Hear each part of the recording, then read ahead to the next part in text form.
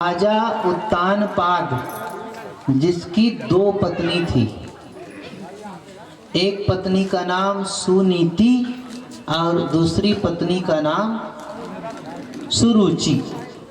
क्या क्या? सुनीति और सुरुचि। तो इस नाम से जो हम परिचय दे रहे हैं, तो ये ऐसा लगता है कि ये राजा उत्तानपाद की कथा कभी किसी काल में हुआ था। लेकिन अगर उत्तानपाद है कौन, इसको देखा जाए तो सभी राजा उत्तानपाद हैं। संसार में जितने लोग हैं सभी गर्भ में उत्तानपाद माने क्या? पैर ऊपर और सिर नीचे, है ना? तो उस स्थिति में तो सभी लोग रहे हो गर्भ में, पैर ऊपर और सिर नीचे। माने केवल राजा उत्तानपाद जो मनु के वंश में आए हैं वही नहीं है, आप सभी लोग राजा उत्तानपाद हो। सुखदेव जी कहते हैं कि राजन, हर प्रत्येक जीव उत्तानपाद है और प्रत्येक जीव की दो पत्नी हैं। कैसे दो पत्नी? तो जैसे राजा उत्तानपाद की दो पत्नी में दोनों का नाम, एक का नाम था सुनीति और दूसरे का नाम है सुरुचि। सुनीति माने जो शास्त्र द्वारा निर्धारित किया गया नियम है वो एक पत्नी है, और सुरुचि माने जो अपने को अच्छा लगता है, रुचता है। तो एक शास्त्र का नियम और दूसरा नियम कौन सा? जो अपने को अच्छा लगे, रुचिकर हो। तो सुंदर नीति, सुनीति और सुरुचि, यही संसार में होता है। एक तो नियम शास्त्र के सिद्धांत का नियम है और दूसरा जो अपने को अच्छा लगता है वो नियम है। तो प्रायः लोग बाग या हम किस नियम को ज़्यादा प्रेम करते हैं? शास्त्र के द्वारा निर्धारित किया गया जो नियम है उसको, या फिर हम जो चाहते हैं, हमारा जो जिसमें रुचि हो उस नियम को हम लोग किसको ज़्यादा फॉलो करते हैं, किसको ज़्यादा मानते हैं? अपने रुचि वाला को मानते हैं ना। वैद्य अगर कहे कि अमुक वस्तु को मत खाना और अमुक वस्तु को खाना, तो आप अपना रुचि देखते हो ना, क्योंकि वैद्य जो दवाई देता है वो कड़वा लगता है और आपको जो खाना है वो अच्छा, आपके लिए अच्छा है, स्वादिष्ट है। तो आदमी रुचि वाला में ज़्यादा ध्यान देता है, नीति वाला में कम ध्यान देता है। तो बस वही राजा उत्तानपाद के पास भी हुआ। सुनीति से बिल्कुल प्रेम नहीं करते थे और सुरुचि से ज़्यादा ही लगाव उत्तानपाद का था। लेकिन सुखदेव जी कहते हैं कल्याण तो सुनीति से ही होगा, सुरुचि से कल्याण होने वाला नहीं है। इसीलिए सुनीति के संतान का नाम क्या हुआ? ध्रुव, और सुरुचि के पुत्र का नाम था उत्तम। तो एक दिन राजा उत्तानपाद सुरुचि के पुत्र को, उत्तम को गोद में लेकर के बैठे थे। उसी समय इस सुनीति के पुत्र ध्रुव भी वहां पर पहुंचे हैं। स्वाभाविक बात है, जब एक पुत्र गोद में बैठा है तो दूसरा भी गोद में बैठना चाहेगा। ध्रुव ने भी कहा राजा उत्तानपाद से कि पिताजी, मैं भी आपके गोद में बैठना चाहता हूँ। उसी समय वो सुरुचि वहां पर पहुंच गई और ध्रुव को फटकारते हुए बोली कि तू अपने पिता के गोद में बैठने लायक अभी नहीं हुआ है। तो ध्रुव ने पूछा कि माँ, मैं कब गोद में बैठने लायक बनूंगा? तो सुरुचि ने कहा, अभी तू जा कर के भगवान का तपस्या कर, भगवान को प्रसन्न कर और भगवान से वरदान मांग कि तू मेरे गर्भ से जन्म ले, और जिस दिन मेरे गर्भ से जन्म लेगा उस दिन तो इस गोद के लायक बनेगा। ये बात 5 वर्ष के ध्रुव के मन में लग जाता है। अपनी माँ सुनीति से जाकर के प्रश्न करता है अपनी माता सुनीति से प्रश्न करता है। सुनीति ने कहा कि बेटा तेरी दूसरी जो माँ है उन्होंने ठीक ही कहा है, क्योंकि जीवन का, जन्म का सच्चा उद्देश्य है भगवान को प्रसन्न करना। इसलिए तेरी जो विमाता है उन्होंने बहुत सुंदर संदेश दिया है, तुम सचमुच में जाकर के भगवान का भजन करो। 5 वर्ष का ध्रुव घर छोड़ करके निकल जाता है। आगे गहन जंगल में जब ध्रुव पहुंचता है तो भगवान को भी लगा कि छोटा सा बालक है, लेकिन इनका लगन मेरे चरणार विंद के प्रति जब लग ही गया है तो भगवान ये कृपा करते हैं, नारद जी वहाँ पहुँच जाते हैं। और नारद जी ने कहा ध्रुव से, बेटा तू कहाँ जा रहा है? तो बोले मैं भगवान को ढूंढने निकला। तो भगवान यहाँ जंगल में कहाँ मिले? यहाँ तो शेर, भालू, जंगली जानवर ये सब मिलता है। तो ध्रुव ने कहा मेरी माता ने तो बताया है कि यही जन्म माने तपस्या वन में ही करना चाहिए। वन में ही तपस्या क्यों, घर में क्यों नहीं?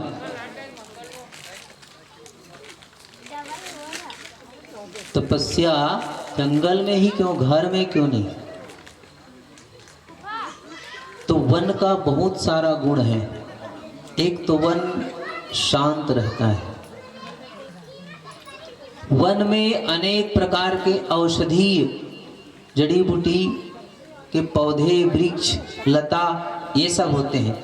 तो वन में जो हवा चलता है ना, हवा वो उस औषधि से होकर के गुजरता है, तो वो हमारे शरीर को भी स्वस्थ रखने में सहयोग करता है, तन को भी स्वस्थ और मन को भी स्वस्थ बना देता है। इसलिए अब घर में तो फिर काँव है, घर में आपको कोई ना कोई चिंता लगा रहेगा।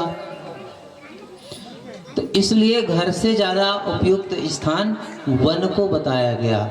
नारद जी ने कहा कि बेटा इस वन में तो जंगली जानवर भी घूमते हैं। ध्रुव ने कहा कि बाबा अगर इसी जंगल में भगवान भी रहते हैं और इसी जंगल में जानवर भी रहते हैं तो मेरे भगवान के रहते रहते मुझे जानवर से कोई भय नहीं है।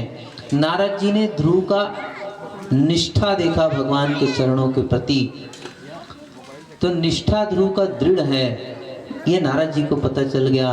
नारद जी ने ध्रुव को एक मंत्र दिया, ओम नमो भगवते वासुदेवाय। बेटा तुम इस मंत्र का जाप करना। और उस समय वृंदावन जो है अब तो बढ़िया शहर बन गया है, लेकिन उस काल में वृंदावन वन ही था। उसी वृंदावन में यमुना तट के किनारे ध्रुव जी बैठ करके तपस्या करने लगे। 6 महीने की कठिन तपस्या, 6 महीने में भगवान ध्रुव को दर्शन देते हैं। तपस्या जब दृढ़ हो, उद्देश्य अच्छा। ध्रुव का एक और दृढ़ अच्छी मार्मिक बात है ध्रुव के बारे में ना, जैसे ध्रुव को भगवान 6 वर्ष में ही मिल गया, क्यों मिला उसको? तो थोड़ा सा विचार करो। 5 वर्ष के बालक में जो बुद्धि होती है उसमें न राग दिखाई देता है और न द्वेष दिखाई देता है। माने हम अपनी बुद्धि को जैसे 5 वर्ष के बालक के मन में न राग है न द्वेष है, और जिसके प्रति उसको विश्वास हो गया, एक बार हाँ कर दिया मतलब वो निष्ठा भी अटल निष्ठा हो जाता है। इसीलिए बाल हठ भी कहते हैं, है ना। तो बाल हठ ईश्वर प्राप्ति की ओर उनका है। और 5 वर्ष के बालक माने न राग न ही द्वेष। अगर राग और द्वेष होता तो अपनी माता सुरुचि से ही लड़ लेता, लेकिन न राग है न द्वेष है। माने ध्रुव चरित्र से हमें यह संदेश मिलता है कि हम अपनी बुद्धि को उस 5 वर्ष के बालक के सदृश अगर बना करके ईश्वर की आराधना की ओर, ईश्वर के लिए साधना की ओर आगे बढ़ते हैं तो हमें भी सफलता निश्चित प्राप्त हो जाएगा। लेकिन हम ये राग और द्वेष को छोड़ नहीं पाते हैं। ध्रुव का चरित्र यही बताता है। श्री सुखदेव जी महाराज कहते हैं कि दृढ़ निष्ठा, जैसे अभी हम लोग कथा सुने माता पार्वती की, पार्वती की तपस्या दृढ़ थी, एक निष्ठा से। एक अर्धाली उसमें लिखते हैं तुलसीदास जी महाराज, नित नव चरण उपज अनुरागा, माने जैसे जैसे साधना की ओर आगे बढ़ते थे, आज 2 दिन हो गया, कल 3 दिन, चौथा दिन, 10वां दिन, 1 महीना, तो जितना साधना में आगे बढ़ते थे उतना माता पार्वती का नियम, विश्वास ये बढ़ते जाता था। कहने का मतलब ये है कि हमारा निष्ठा, हमारा विश्वास अगर बढ़ते क्रम में है तो ठीक है, और घटते क्रम में है तो वो फिर ठीक नहीं है। इसीलिए शुक्ल पक्ष के चंद्रमा को ज़्यादा महत्व दिया गया है, क्योंकि शुक्ल पक्ष का चंद्रमा बढ़ते क्रम में होता है और कृष्ण पक्ष का चंद्रमा घटते क्रम में होता है। तो बढ़ते क्रम में ही लक्ष्य की प्राप्ति है और घटते क्रम में लक्ष्य की प्राप्ति नहीं है। श्री सुखदेव जी महाराज कहते हैं, ध्रुव की निष्ठा और 5 वर्ष की बुद्धि, मने न राग है न द्वेष है, और ईश्वर प्राप्ति के लिए दृढ़ संकल्प है। और नारद जी जैसे गुरु जिनको मिल जाता है, और नारद जी के मुखारविंद से ओम नमो भगवते वासुदेवाय इस मंत्र का दीक्षा मिल जाता है, उसको भगवान का मिलना कोई मुश्किल नहीं है। 6 महीने की साधना से भगवान ध्रुव के सम्मुख प्रकट हो जाते हैं। देखे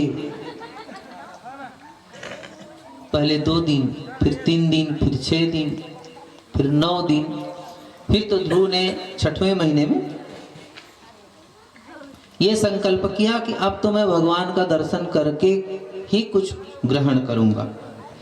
और तब भगवान को आना ही पड़ा। सब देवताओं का आसन हिलने लगा, भगवान ध्रुव के सम्मुख प्रकट हुए, ध्यान से ध्रुव को जगाए हैं। ध्रुव ने जैसे आंख खोला है, सम्मुख भगवान चतुर्भुज रूप में मंद मंद मुस्कान करते हुए ध्रुव के सम्मुख खड़े हुए हैं।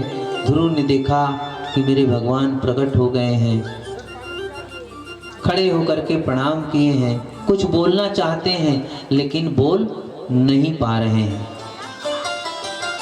श्री सुखदेव जी महाराज कहते हैं कि राजन, भगवान ने देखा कि ध्रुव कुछ बोल नहीं पा रहा है, तो अपने कर में जो शंख लिए थे ध्रुव के कपोल में स्पर्श कराए, और माने स्पर्श बुद्धि, भगवान स्पर्श करके ध्रुव को वो बुद्धि प्रदान करते हैं जिससे ध्रुव हाथ जोड़ करके भगवान का निवेदन किए, प्रार्थना करने लगे।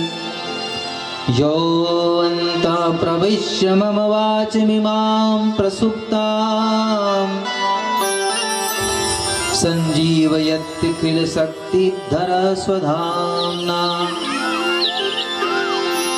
अन्यास हस्त चरण श्रवणगत श्रवणत्वगादीन अन्यास हस्त चरण श्रवणत्वगादीन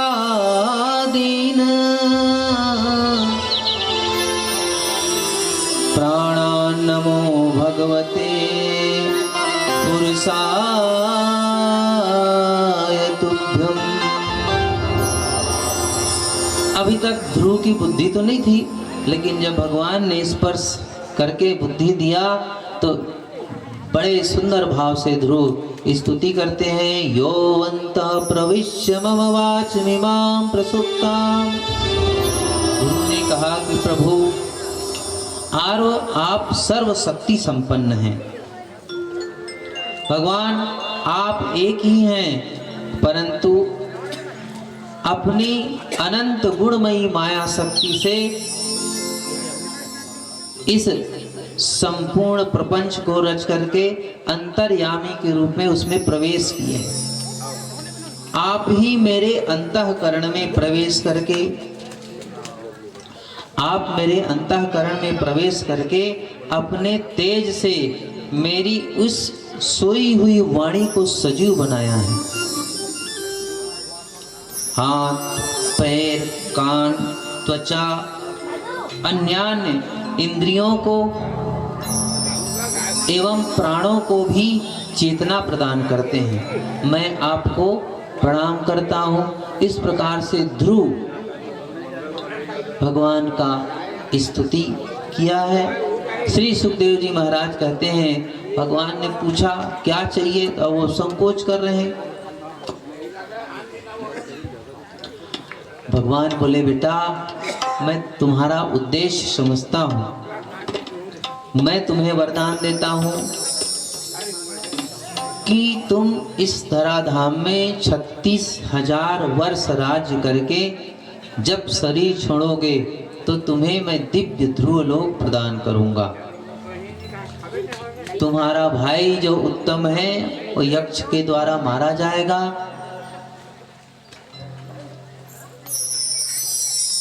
जब उत्तम मारा जाएगा तो उसकी मां सुरुचि भी उसके दुख में मर जाएगी, उसका भी मृत्यु हो जाएगा। इस प्रकार तुम्हें 36,000 वर्ष के राज्य, अखंड राज्य मिलने वाला है। इस राज्य सुख को भोगना और उसके बाद जब ये शरीर त्याग करके तुम जाओगे तो तुम्हें तुम्हारी माता सहित दिव्य ध्रुव लोक की प्राप्ति होगी। ये मैं तुम्हें आशीर्वाद देता हूँ। इस प्रकार से भगवान ध्रुव को आशीर्वाद दिया है और आशीर्वाद दे करके अंतर्यान हुए।